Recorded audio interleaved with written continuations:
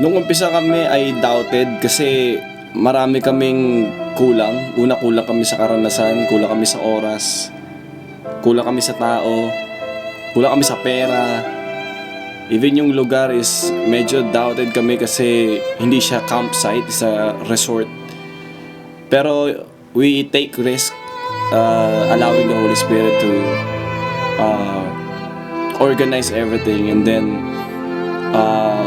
gawin lang namin yung part namin.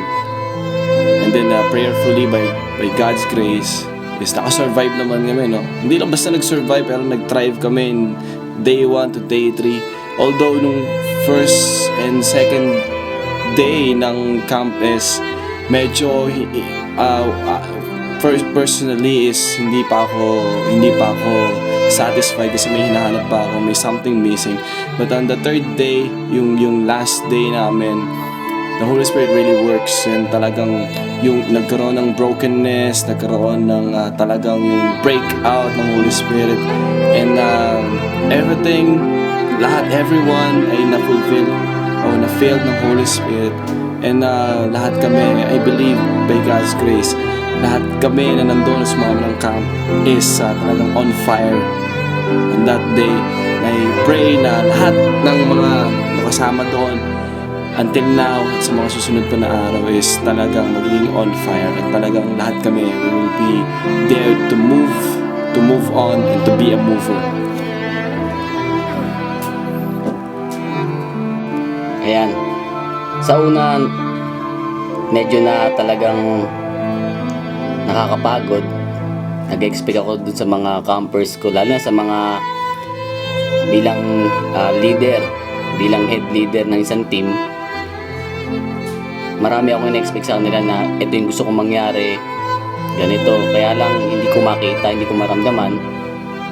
Pero nagpapasalamat ako sa Lord dahil last day talagang kumilos si God.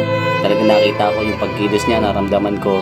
Talaga namang walang nasayang na mga luha, walang nasayang na panalangin, walang nasayang na pagod sa mga ginawa namin.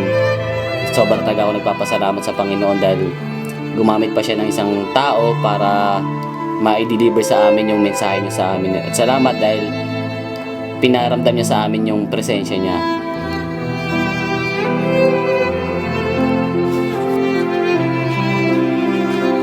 I was not really expecting to have this camp for this year 2015 for many reasons, like financial problem and other reasons.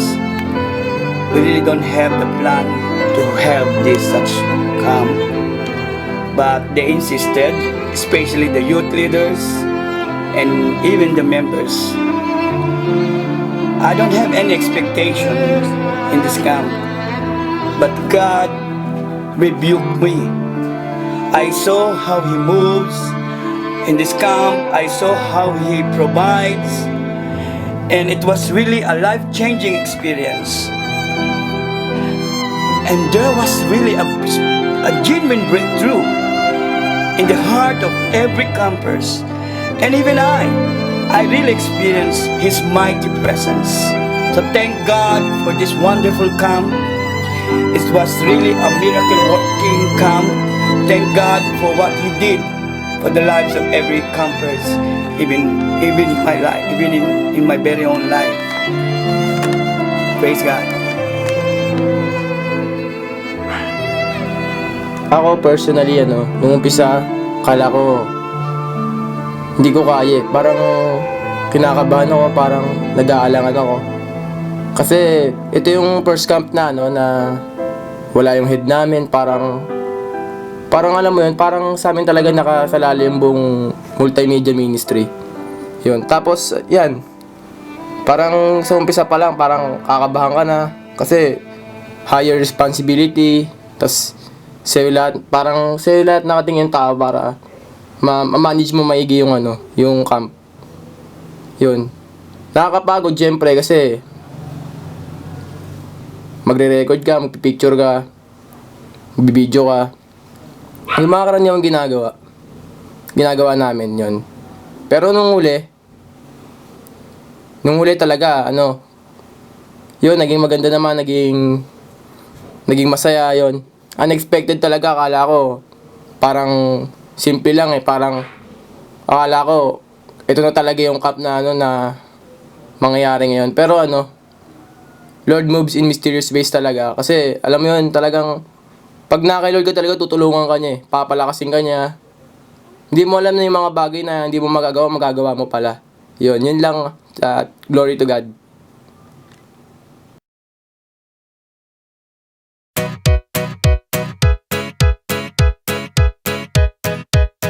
Are we good? Cool.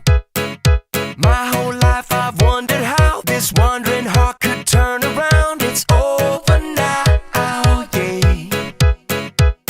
I'ma leave my selfish melodies. Wanna be in your beautiful symphony. It's over now. You sing to me and my heart comes to life. Beating for you every time. And now that I hear you, oh, I love the way your chorus gets stuck in my mind.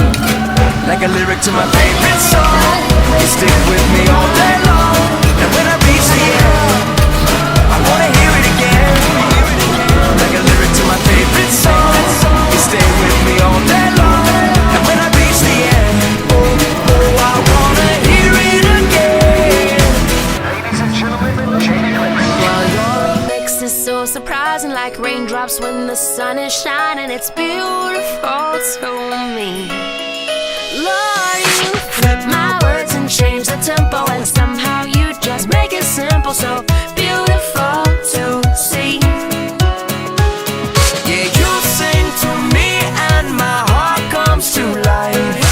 Beating for you every time. And now that I hear you, oh, I love the way your chorus gets stuck in my mind. Like a lyric to my favorite song. You stick with me all day long. And when I reach the end, I wanna hear it again. Like a lyric to my favorite song. You stay with me all day long.